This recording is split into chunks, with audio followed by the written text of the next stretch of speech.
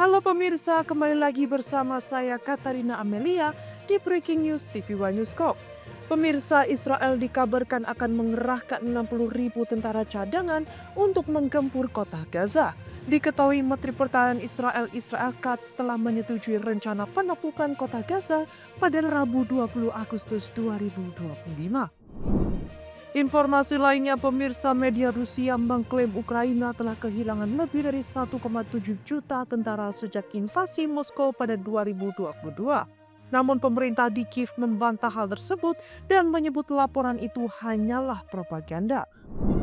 Israel dikabarkan akan mengerahkan 60.000 tentara cadangan untuk menggempur kota Gaza.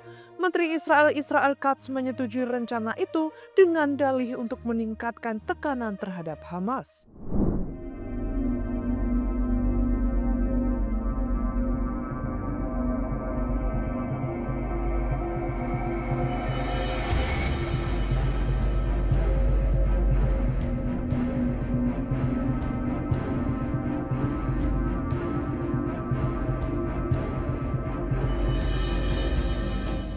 Israel dikabarkan akan mengerahkan 60.000 tentara cadangan untuk menggempur kota Gaza.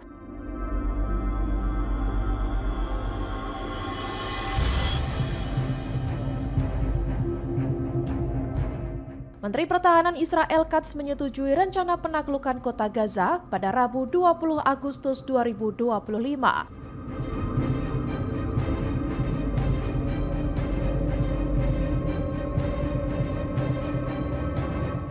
Ia juga mengizinkan pemanggilan 60.000 pasukan cadangan untuk meningkatkan tekanan terhadap Hamas.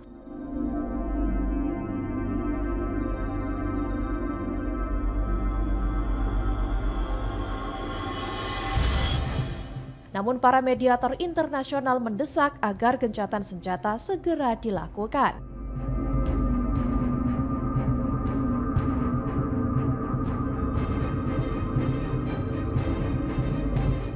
Israel telah menewaskan 62.064 warga Palestina sejak serangan balasan atas Hamas.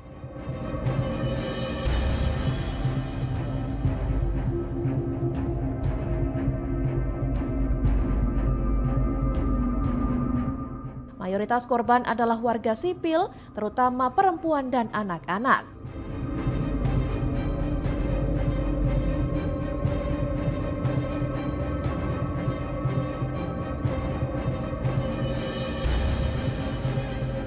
Seorang pejabat militer Israel menyebut para jenderal telah menyetujui rencana pemanggilan tentara cadangan.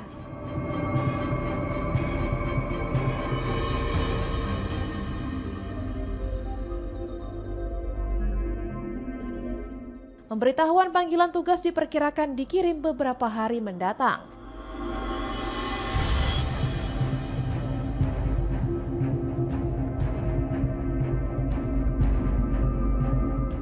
Para prajurit cadangan akan mulai bertugas pada bulan September.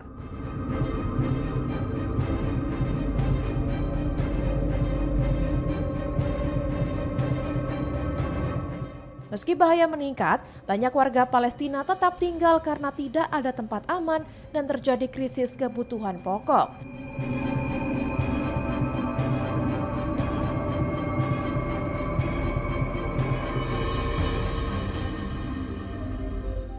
Rencana ini juga memperpanjang masa tugas 20.000 prajurit cadangan yang sudah aktif.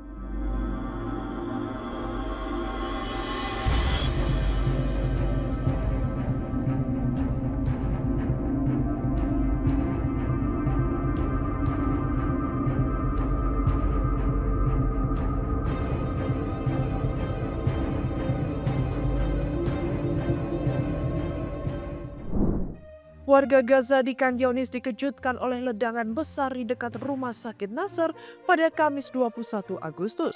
Serangan itu terjadi bersamaan dengan pengumuman militer Israel mengenai dimulainya operasi untuk mengambil alih kota Gaza.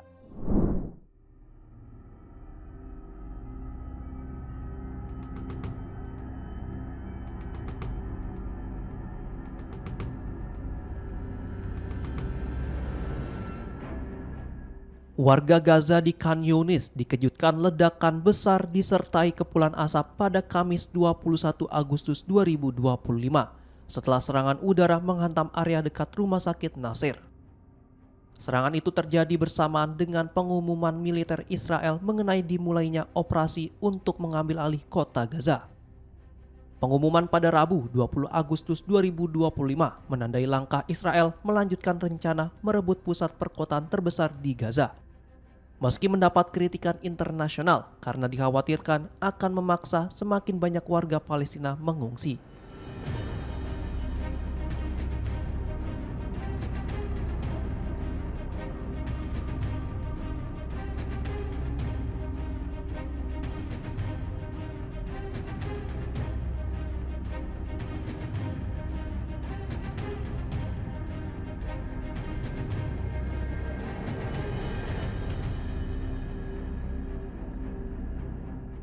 Pada hari yang sama, pasukan Israel terlibat bentrokan dengan lebih dari 15 militan Hamas yang muncul dari lubang terowongan dan menyerang menggunakan senjata api serta rudal anti-tank di dekat Khan Yunis, selatan kota Gaza. Seorang tentara Israel dilaporkan luka parah, sementara dua lainnya mengalami luka ringan. Diketahui, kampanye militer Israel telah menimbulkan kehancuran luas di jalur Gaza, wilayah yang sebelum perang dihuni sekitar 2,3 juta jiwa. Banyak bangunan termasuk rumah, sekolah, dan masjid hancur akibat serangan. Militer Israel menuding Hamas beroperasi dari dalam infrastruktur sipil, tuduhan yang dibantah kelompok tersebut.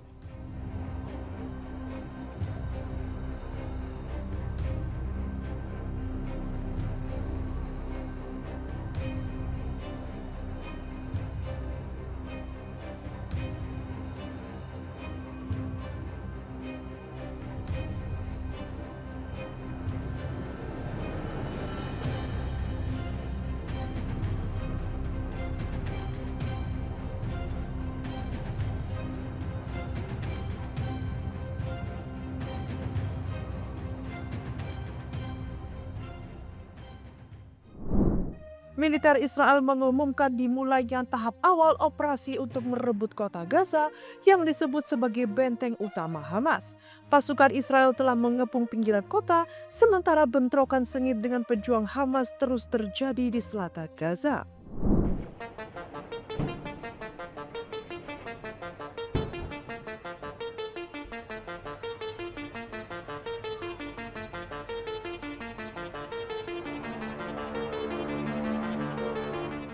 Militer Israel menyatakan telah memulai tahap awal operasi untuk merebut kota Gaza yang disebut sebagai benteng utama Hamas. Juru bicara militer Israel, Brigadir Jenderal Avi Defrin, Rabu 20 Agustus mengatakan pasukan Israel kini sudah mengepung wilayah pinggiran kota Gaza. Kehadiran pasukan Israel yang mengepung Gaza disebut Defrin membuat Hamas menderita dan terpukul.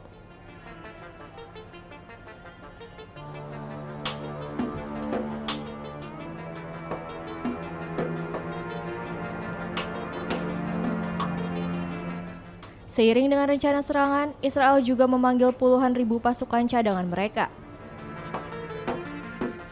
Namun, seorang pejabat militer menyebut mereka baru akan mulai bertugas pada September mendatang.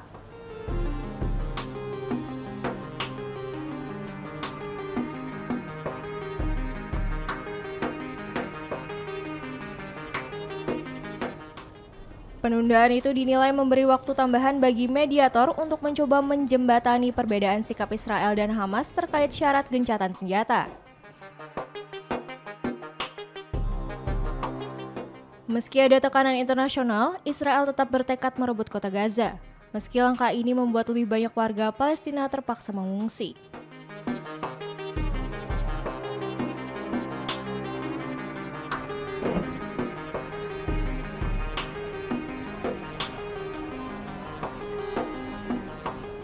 Pada Rabu 20 Agustus, bentrokan terjadi di dekat Khan Yunis, selatan kota Gaza.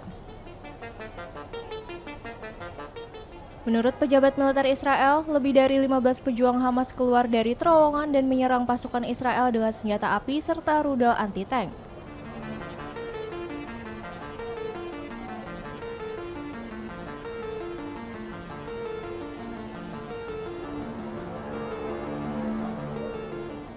Bentrokan tersebut menyebabkan 1 tentara Israel terluka parah dan 2 lainnya mengalami luka ringan. Sayap militer Hamas, Brigade Al-Qassam, mengklaim bertanggung jawab atas serangan tersebut. Mereka menyebut seorang pejuang peledakan diri di antara tentara Israel menimbulkan korban dalam serangan jarak dekat yang berlangsung selama beberapa jam.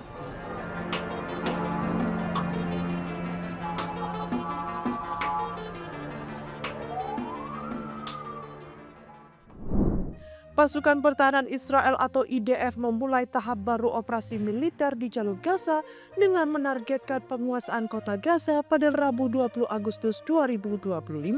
Serangan ini disebut sebagai bagian dari rencana pencaplokan wilayah yang disetujui pemerintah Israel.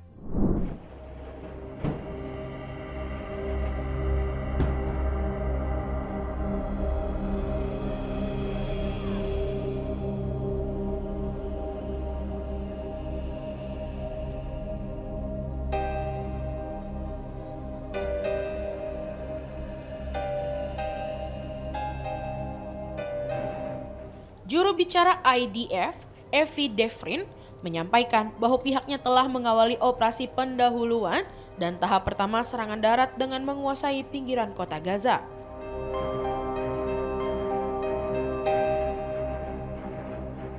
Menurutnya, fase kedua yang diberi nama Operasi Kereta Perang Gideon B ditujukan untuk menghancurkan Hamas yang diyakini Israel masih memiliki basis kekuatan utama di kota tersebut.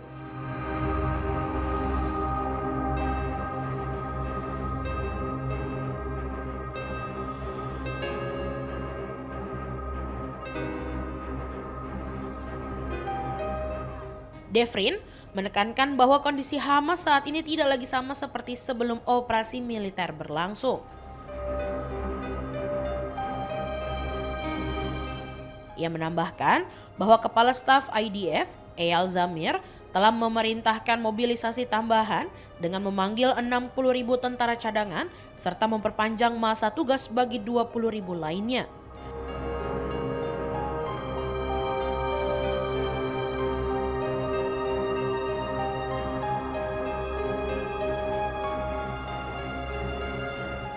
Berdasarkan klaim IDF, sekitar 75% wilayah jalur Gaza kini sudah berada di bawah kendali militer Israel. Langkah tersebut sejalan dengan keputusan Kabinet Keamanan Israel pada 8 Agustus lalu yang menyetujui rencana Perdana Menteri Benjamin Netanyahu untuk secara bertahap menduduki kembali Gaza dimulai dari kota Gaza.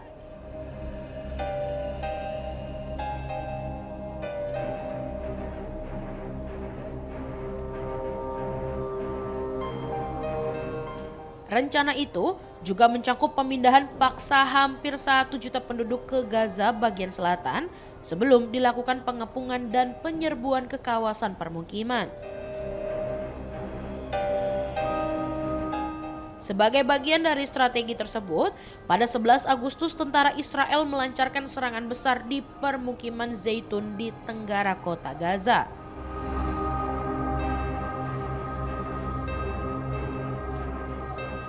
Saksi mata menyebut operasi dilakukan dengan cara meledakkan rumah-rumah menggunakan robot bermuatan bahan peledak, tembakan artileri, serangan acak, serta pengusiran massal warga sipil. Militer Israel pada Rabu 20 Agustus merilis sebuah video yang diklaim menunjukkan serangan terhadap terduga militan Hamas di Khan Younis, Gaza.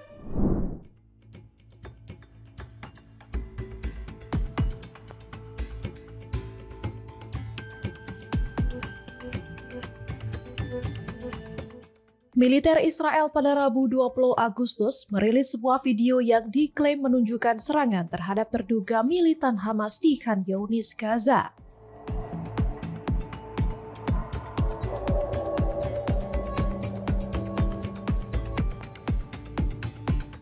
Rekaman itu memperlihatkan suasana di atas pintu masuk terowongan dengan sejumlah orang tampak berlarian saat amunisi menghantam di sekitar mereka.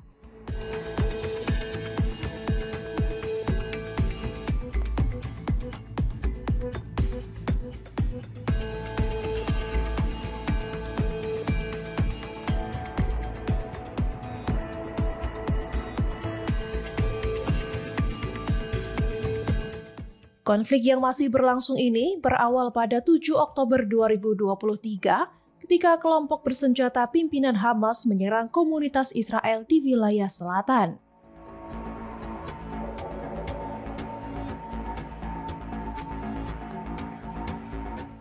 Serangan tersebut menewaskan sekitar 1.200 orang menurut data Israel, serta menyebabkan 251 orang ditawan dan dibawa ke Gaza.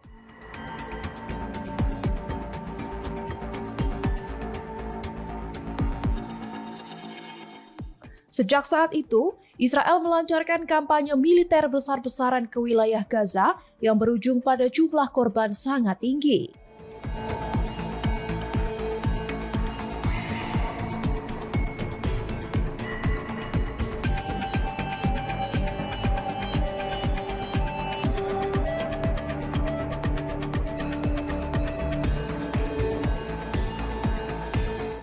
Berdasarkan data pejabat kesehatan Gaza, lebih dari 62.000 warga Palestina tewas akibat serangan Israel.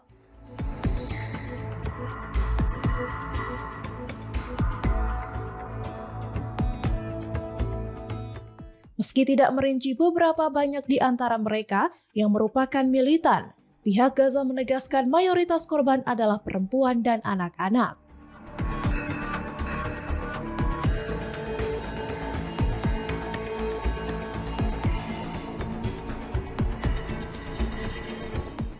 Sementara itu, Israel terus menekankan bahwa operasi mereka ditujukan untuk melemahkan Hamas.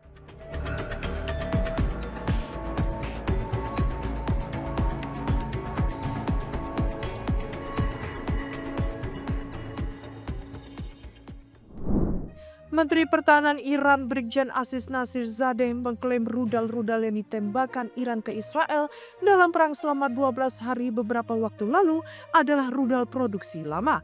Sebagai informasi, perang Iran-Israel berlangsung dari tanggal 13 Juni hingga 24 Juni dengan diawali oleh serangan Israel ke Iran.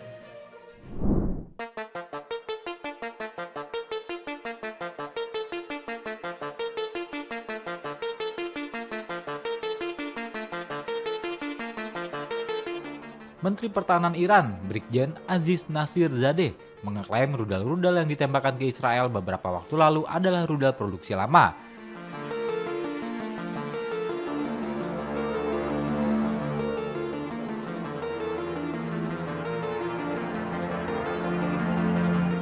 Sebagai informasi, perang Iran-Israel berlangsung dari tanggal 13 Juni hingga 24 Juni dengan diawali oleh serangan Israel ke Iran.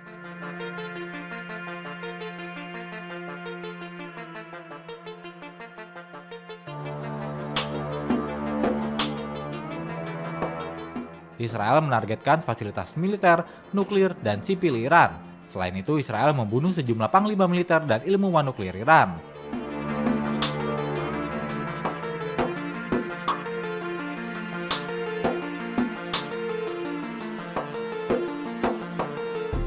Iran lalu membalasnya dengan gelombang serangan yang bertubi-tubi. Media barat memperkirakan Iran telah meluncurkan lebih dari 550 rudal balistik dan 1.000 drone atau pesawat nirawak ke Israel.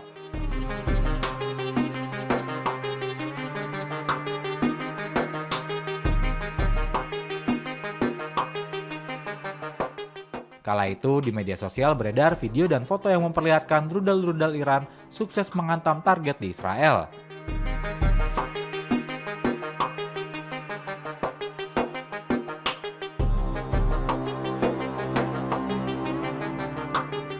Nasirzadeh menyebut rudal-rudal itu adalah rudal lama yang diproduksi beberapa tahun lalu.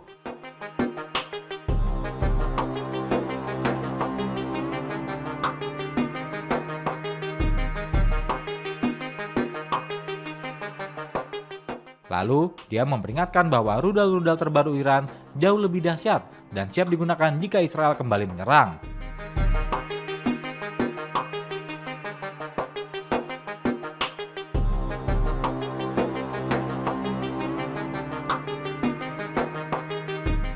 Dia berkata angkatan bersenjata Iran tidak bergantung pada senjata dari luar negeri. Iran memilih menggunakan senjata yang diproduksi dalam negeri.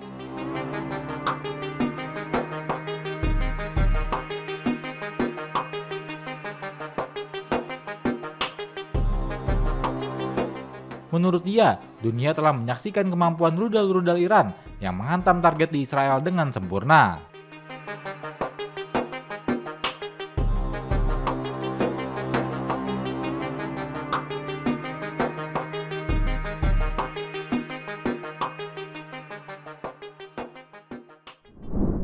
Kim Yo Jong, adik pemimpin Korea Utara Kim Jong Un, menuding Presiden Korea Selatan Lee Jae-myung memiliki kepribadian ganda.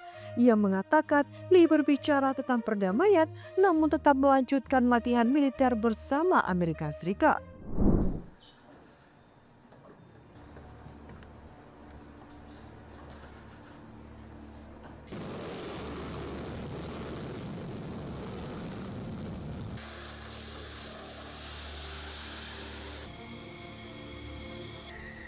Ia mengatakan Lee berbicara tentang perdamaian, namun tetap melanjutkan latihan militer bersama Amerika Serikat.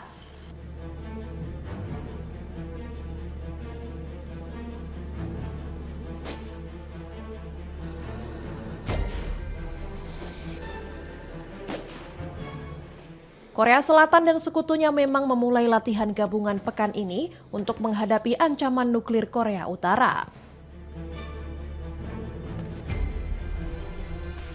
Pyongyang menilai latihan itu sebagai persiapan invasi, meski Seoul dan Washington menegaskan hanya bersifat defensif.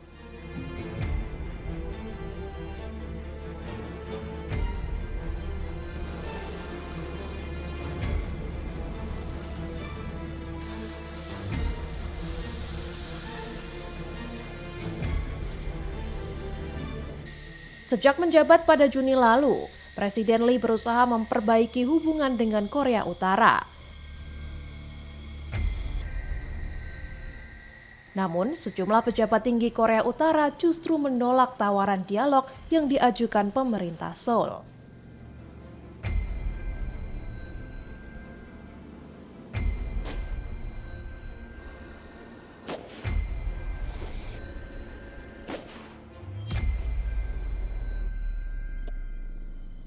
Pekan ini Lee memerintahkan kabinetnya untuk menindaklanjuti sebagian perjanjian dengan Pyongyang. Korea Selatan juga mulai menyingkirkan pengeras suara yang biasa digunakan untuk siaran anti Korea Utara di perbatasan. Kim Yo Jong menegaskan bahwa Lee bukanlah sosok yang mampu mengubah jalannya sejarah dengan sikap konfrontatif. Pernyataan itu muncul sehari setelah Kim Jong Un sendiri menyebut latihan militer Amerika Serikat Korea Selatan sebagai upaya nyata untuk memprovokasi perang.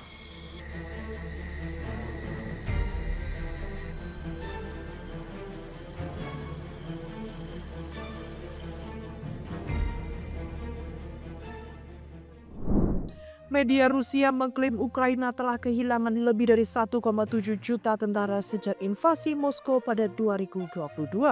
Namun pemerintah di Kiev menegaskan laporan itu hanyalah propaganda dan menegaskan jumlah tersebut tidak masuk akal.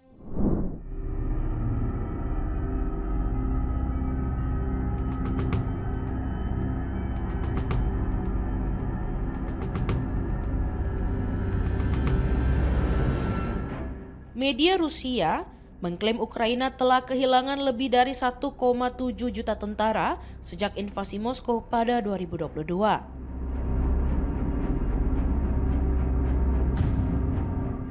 Media yang berbasis di Moskow mengutip dokumen yang disebut bocoran rahasia menyebutkan Ukraina diduga kehilangan 1.721 personel militer selama perang melawan Rusia.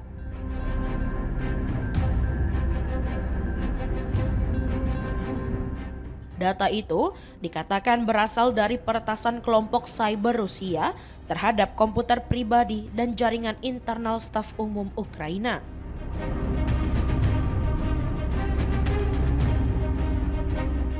Isi database tersebut diklaim memuat identitas lengkap tentara yang gugur, rincian lokasi serta kondisi kematian, data pribadi, keluarga terdekat hingga foto.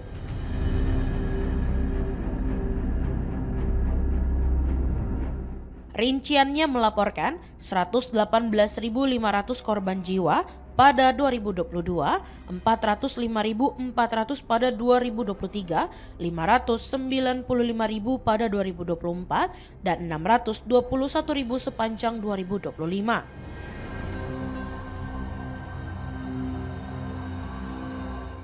Kelompok peretas yang disebut terdiri dari Killnet, Palachpro, Usersec, dan Berejini dikatakan berhasil memperoleh terabyte informasi termasuk data mengenai komando pasukan operasi khusus.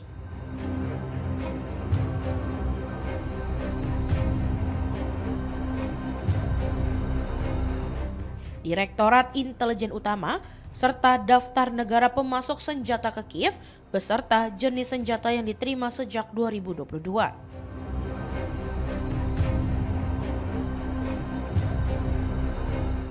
Jika benar, jumlah korban dalam dokumen ini jauh melebihi data resmi Ukraina.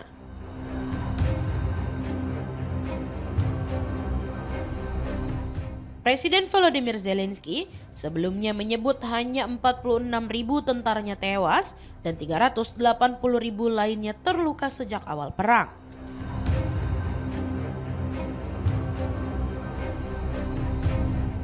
Meski begitu, klaim tersebut kerap dipertanyakan.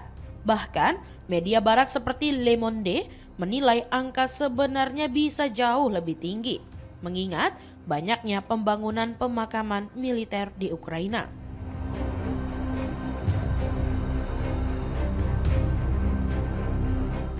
Dari pihak Rusia, laporan resmi kerap menampilkan jumlah korban Ukraina lebih besar, khususnya setelah serangan balasan Kiev pada 2023 yang dinilai gagal.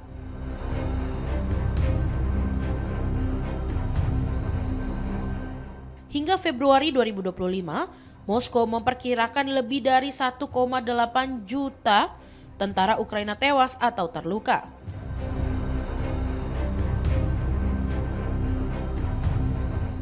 Sementara itu, pemerintah Ukraina membantah tegas laporan mengenai 1,7 juta korban jiwa.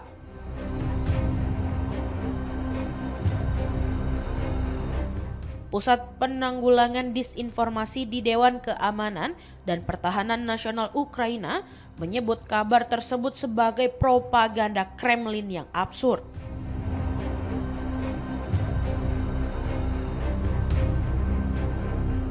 Lembaga itu menegaskan, Ukraina tidak pernah memiliki pasukan reguler sebanyak itu sejak merdeka.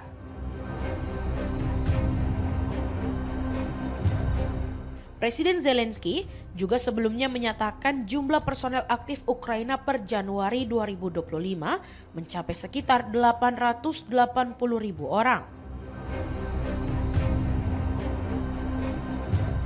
Kiev menambahkan, laporan staf umum tertanggal 20 Agustus 2025 justru menyebutkan bahwa pihak Rusia telah kehilangan sekitar 1,7 juta tentara tewas dan terluka sejak invasi dimulai pada Februari 2022.